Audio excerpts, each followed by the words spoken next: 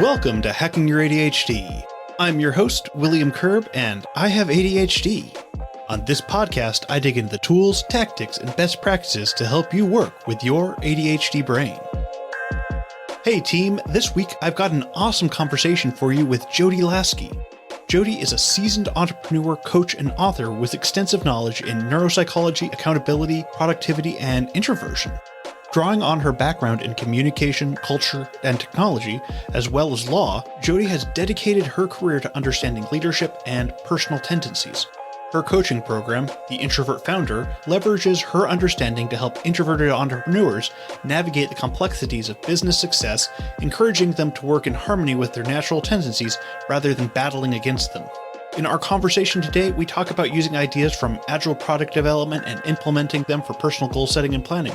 But we also explore issues around neurodivergence, particularly focusing on ADHD and introversion. If you'd like to follow along on the show notes page, you can find that at hackingyyouradhd.com/146. This episode is brought to you by AG1. I gave AG1 a try because meeting all my nutritional needs with ADHD can be hard, and I wanted something easy that could fit into my daily routine. I drink AG1 in the morning while I'm making my coffee, and it makes me feel like I'm getting my day off to a good start. There's a lot that goes into making sure that I'm doing all the right things for my body, from exercising to sleeping to eating. AG1 makes it easy to know that I'm hitting my nutritional needs every day. With vitamins, probiotics, and whole food source nutrients, I know that I'm going to have all my bases covered. It's just one scoop in a cup of water, so even on those days when my executive dysfunction is hitting hard, I know that AG1 is covering me. So, if you want to take ownership over your health, it starts with AG1. Try AG1 and get a free 1-year supply of vitamin D and 5 free AG1 travel packs with your first purchase. Go to drinkag1.com/ADHD. That's drinkag1.com/ADHD. Check it out. All right, keep on listening to find out how ADHD and introversion aren't so different after all.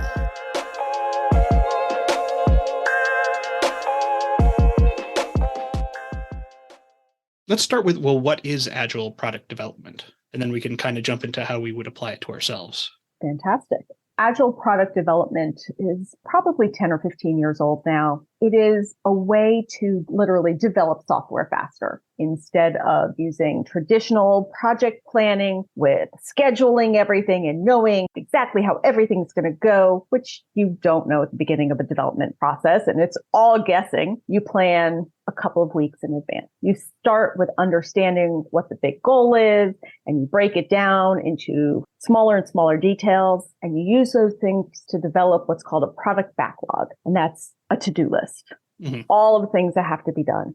And then Agile teams work in sprints, which are often about 2 weeks, 4 weeks, something like that. And at the end of that cycle, there is always something that is done that can be shown to people. It's real progress being made on the project.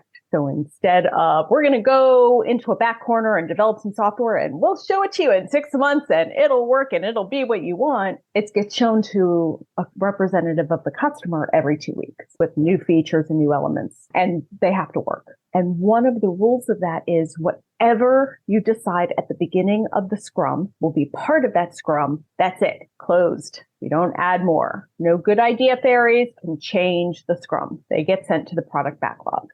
Beginning of every Scrum, you sit down as a team, look at the priorities, sit with the customer representative, if there is one, and decide what are we going to do for these 2 weeks. And everything is broken down to about how long things will take. Not down to the minutes, which is part of the ADHD brain and time management. We can't do it. But we're talking, a popular way of doing it is clothing size. Small, medium, large, extra large. That's it. And you get to know, okay, in a week period, in a 2-week period, whatever, as a team, we can do this combination of sizes. So it becomes easier and easier and easier and faster and faster and faster, both to develop and to know what you're going to do in the 2-week period. And any good idea fairies that come along in the middle of a Scrum get sent to the product backlog. Great idea. We'll reevaluate it later. So it keeps you focused on what you've said you're going to do in that period without losing any of the actual good ideas. Okay.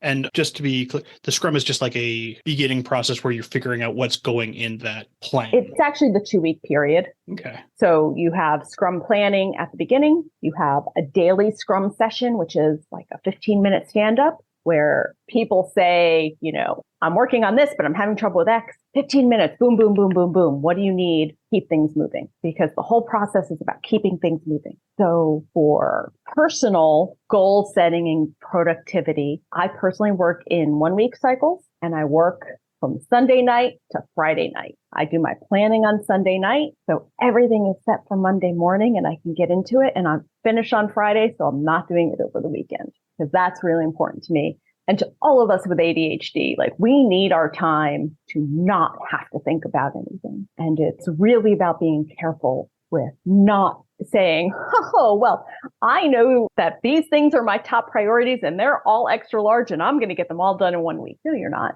Mm-hmm. But you're seeing that more. So what is really the top priority? How long are those phone calls that we spend forever not doing because we just think it's going to turn into a huge thing? But we can rationally look at it when we're separate in the planning process and say, it's a phone call, it's small. It may feel big, but it is small once I actually get to do it and do it that way. I like the idea also when we have these ideas, we're going, okay, I'm not going to just dismiss it. I'm going to write it down and give it thought about it, because often also be like, yeah, I'm going to do this thing. And then I have written it down and look at it a week later. I'm like, maybe also that doesn't need to happen too. And so it just becomes a lower priority. You still don't have to say, no, I'm never going to do it. But you know what? It felt burning at that point. Now, it's not a bad idea, but it's not a top priority. I write novels. My spare time. And I get that a lot with ideas for new novels. Like these clever little, oh, wouldn't that be hilarious? Yeah, in the moment it was.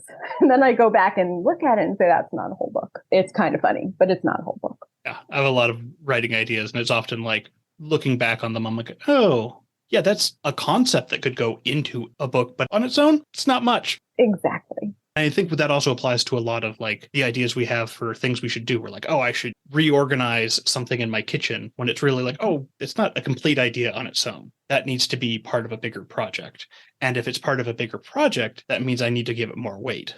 So I was watching a TikTok today of a woman who reorganized her pantry. And step one is ignore the stack of dishes in the sink, which, yeah, is what we all do.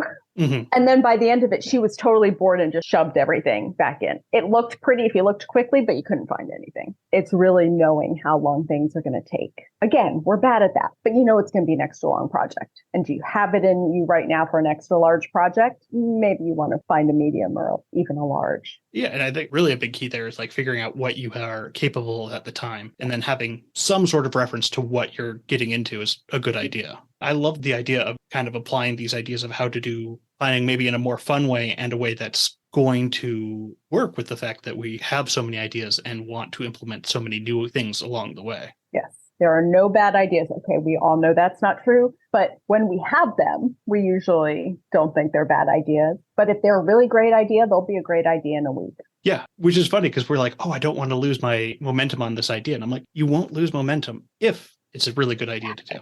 Because you'll be excited to start again later too. If you're only excited to start one time, that's also a huge red flag that, hey, you're also not going to keep up that system either. Now, sometimes being excited to do things one time is totally all you need.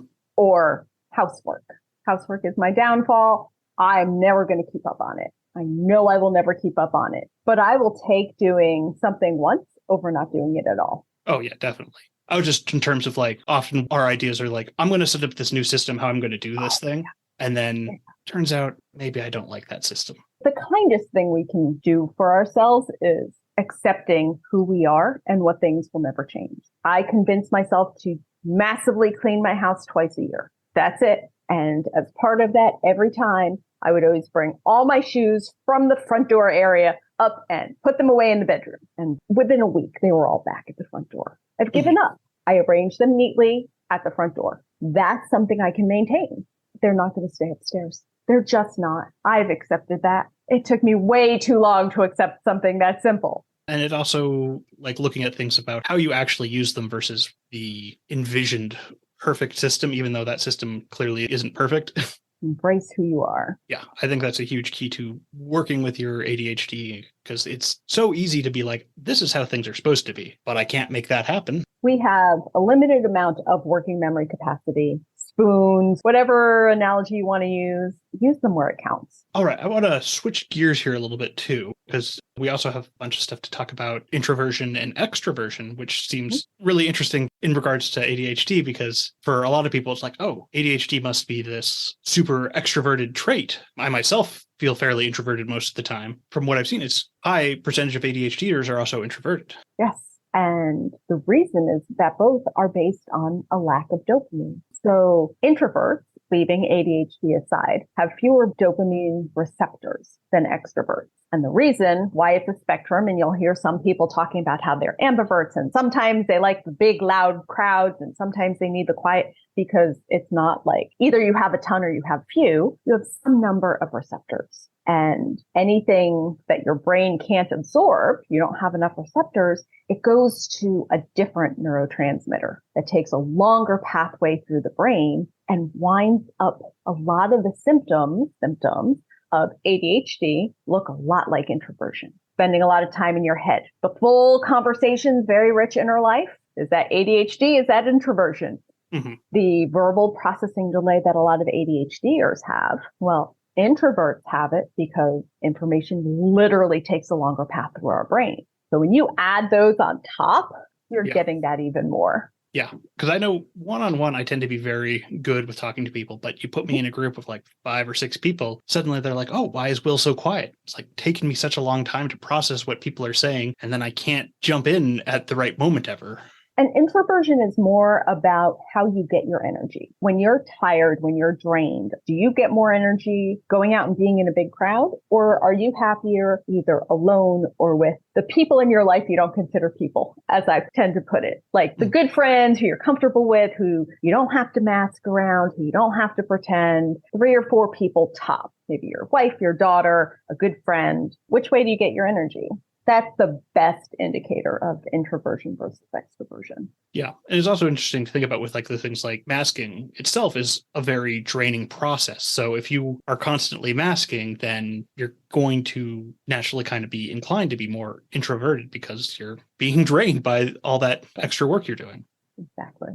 And so with what you do a lot of like leadership coaching in regards to this introversion, right? Yep. What are you looking for in that coaching there? If you go and you read the different leadership books, a lot of them are pushing or start from the assumption that you're an extrovert and you want to go out and you're great with people. Introverts aren't necessarily bad with people. We hate small talk. So remembering everyone's name. I personally am bad with names, but remembering, oh, that person's wife has been sick. That person's father has had X. Like that's just not where we're strong, but it's those little touches that make employees feel like they're cared for. Yeah. So it's finding the balance of, I tend to forget about small talk. Like I jump in to what I need to say. I don't want to engage with people for any longer than necessary. That's not 100% true, but whatever it is that's in my brain when I go to seek someone out, that's what comes out. And I have to make a conscious decision, sort of like masking, to stop and remember to say, hey, how was your weekend? Hey, how's that project you're doing? Hey, what's going on? And then do that without forgetting what I actually wanted to talk to them about. So tricks for remembering those things. And it's okay to keep lists, whether they're on your phone or on a notebook, whatever you need, so that you review quickly, right? This person has this going on. Use your tools, use the electronic tools to remind you of those things. That's what they're there for. Don't try to remember. I don't try to remember anything anymore. That's what tools are for. Yeah. And I mean, we were talking about our deficits in working memory earlier, and like this is a accessibility issue for us. Literally, I mean, I've done so many groups where we're like, okay, we'll go around the circle and introduce everyone. I'm like, I'm not going to be able to keep that. Like, I'll be able to keep this exact pattern of names for a little bit, but once we break the circle, it's gone. Oh, I won't even keep it for that long. Partly because the whole time everyone else is introducing themselves, I'm going to be thinking about what I need to say and what I want to say and how I want to say it. And will it come off weird or will it come off funny? Like, what is the tone of this group? Where can I fit that sweet spot? That, or I'll be like, zoom in on one person, like, okay, I'm going to remember your name. And then like 3 people later, I'm like, oh, I needed to remember their names too. And then forget that first person's name. Working memory capacity. So yeah, using the things to write things down and keep notes is definitely a great thing for us to be doing. I'm sure some people will push back that we have a lot of like shoulds in our head, like, oh, I shouldn't do that, or I should. Well, it feels inauthentic. Mm-hmm. And everyone is all about authenticity. In reality, what people care about is that they are cared about. So is it creepy to write it down? Maybe. But I remembered to ask you. Like, I remembered it enough to write it down to take the note. I wanted to make sure I followed up. Is it creepy or is it caring? And that is always in the eyes of the beholder. Yeah, I do like that reframe of being like, okay, is this negative or is this a way that I'm showing that I care about what you're saying? Because I know I'm not going to remember it on my own. Yeah. And it is important to me, but my brain is my brain. Yeah. Which is, I think, having that reframe is if someone like approaches you like, why are you doing this? You can be like, hey, this is why. Yep. Probably me doing the introverted overthinking things, but as we do. Yeah. So I'm also just thinking about how our introversion might be interacting more with our ADHD here as well. Very much so. Between the two, we are told a lot that our ways of communicating are wrong. And that can't possibly be. There's so many of us suffering from different executive dysfunction issues, different brain delays, whether it's caused by this neurotransmitter that takes too long or by ADHD. It's just not what we see in popular media. It used to be that it was about 50-50 introverts, extroverts until about 50 years ago in the US.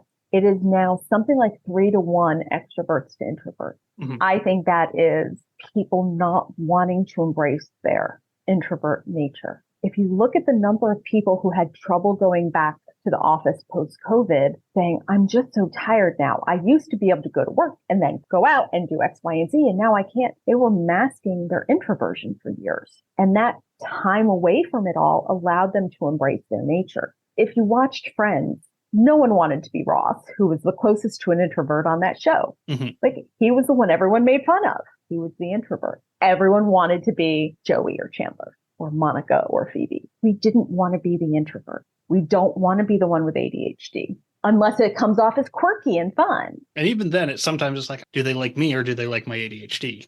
Do I have to keep up the show? Am I just here as entertainment? But the more you can embrace and accept your neuro differences, whether it's ADHD or introversion or both, the more you stop fighting it and the more you can find ways to work with it. All right. And thinking about what are some ways we can work with our introversion then? Because I talk a lot of ways about working with our ADHD, but I'm thinking specifically with introversion, how that might work. In a lot of ways, it's going to be the same thing. It's embracing your need to be in your head, your need to be alone, not feeling, because I coach a lot of startup founders and solopreneurs, you don't have to go to every networking event. You should not go to every networking event. Pick the ones that are most important. Pick the ones where you will really be in front of the people you need to be with. Set a set work day. If you decide that you're going to work a 10-hour day, that's fine. But the whole hustle culture thing, no, it's not going to work. You're going to burn yourself out. I very much embrace a Monday through Friday schedule. With my way of doing the Agile stuff for a number of reasons, I do have 2 exercises I do, one on Saturday, one on Sunday, but neither one takes more than 30 minutes. And it's something I have to do when I'm not working because I need the clear mind separate from the workday for it. Take your weekends, take your evenings, take your early mornings, whenever you need, but take that time to let your brain rest. Yeah, I think that's really important for people to hear because I know I used to be in that mindset of like, I'll just work till I don't want to work anymore. And sometimes I'm, working to 10 at night or something. And it's like, okay, well, now I have to go to bed and get up and immediately start things again. And I'm skipping all this rest that I really do need. And look, once in a while, it's going to happen. We hyper-focus. It's who we are. Fine. But once a month, not once a week. Yeah. Yeah. This was more like every day. Yeah, I had to really review how I was spending my time.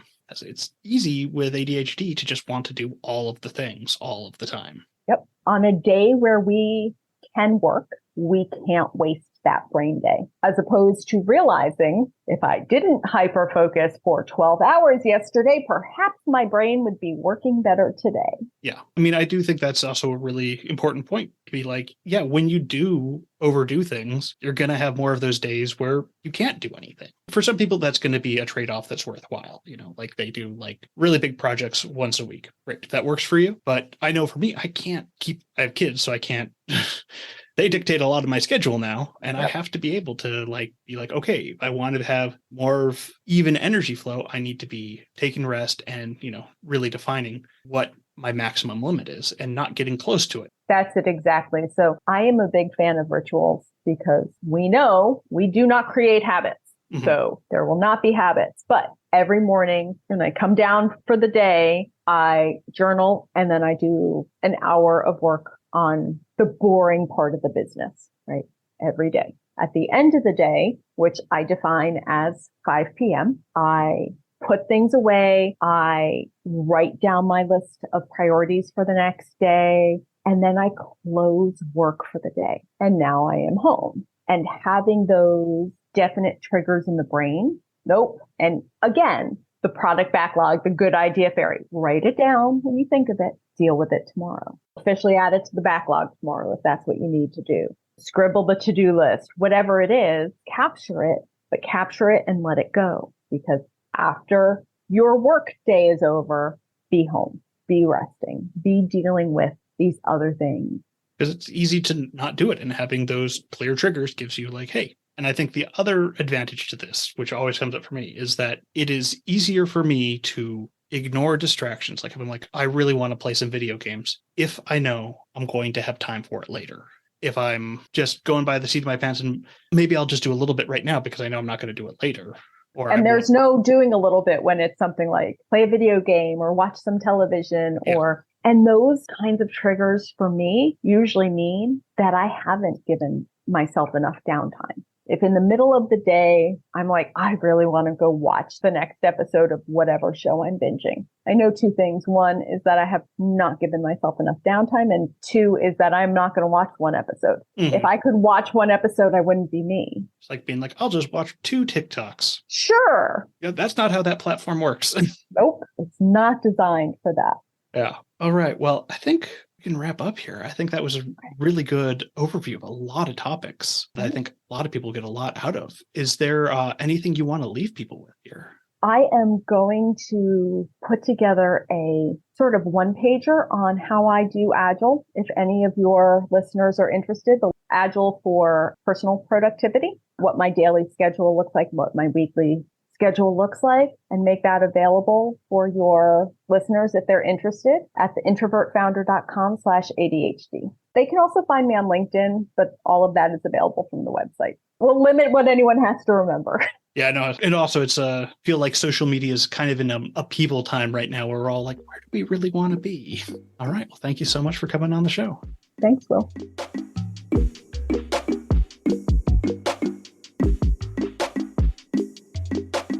Thanks for sticking with me all the way to the end. And thanks again for Jodi for coming on the show.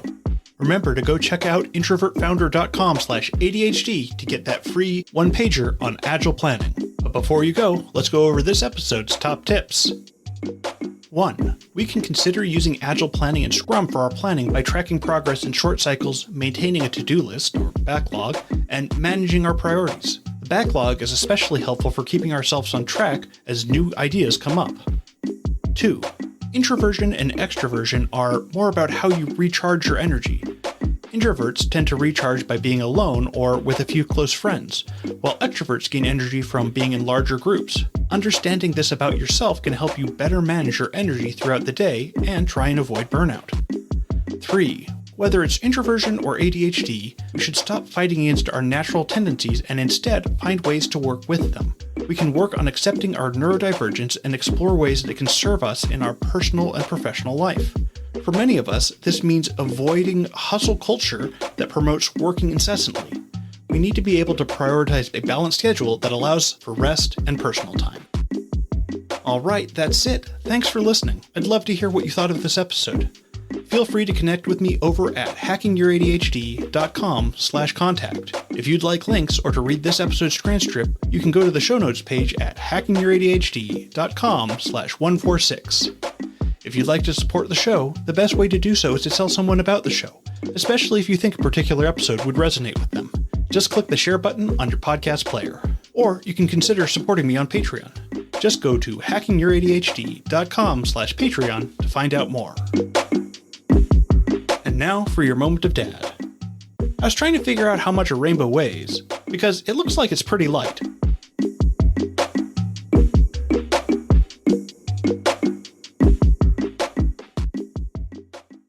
Marketing is hard. But I'll tell you a little secret. It doesn't have to be. Let me point something out.